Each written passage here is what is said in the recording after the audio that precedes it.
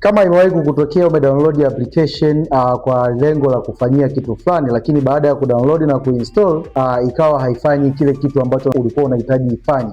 So nakwenda kukuonyesha jinsi ya kujua application ambayo ni feki na application ambayo ni ya ukweli. Vitu vitatu ambavyo vinaweza vikakujulisha kwamba application ni feki au ni ya ukweli kutokana na kitu unachotaka kukifanya. Cha kwanza, angalia publisher au developer.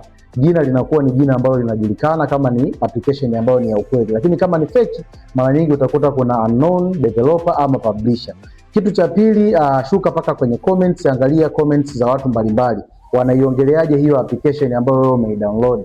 Kama ni application fake, utakuta comments ambazo zinaonyesha kwamba hiyo application haifanyi hicho kitu ambacho wewe umedownload pia ili uweze kuitumia. So na kitu cha tatu ambacho ni cha mwisho, nenda kwenye settings, angalia application inakuomba vitu gani, inaomba permission ya vitu gani. Application fake mara nyingi zinaomba permission kama ya vitu kama mic, camera, na ni vitu ambavyo unakuta havihusiki kabisa na kitu ambacho hiyo application inafanya, kwa sababu application fake mara nyingi zipo kwa ajili ya kuchukua taarifa zako mbalimbali. Hivyo ndivyo namna ambavyo unaweza ukajua application fake na application ambayo ni ya ukweli.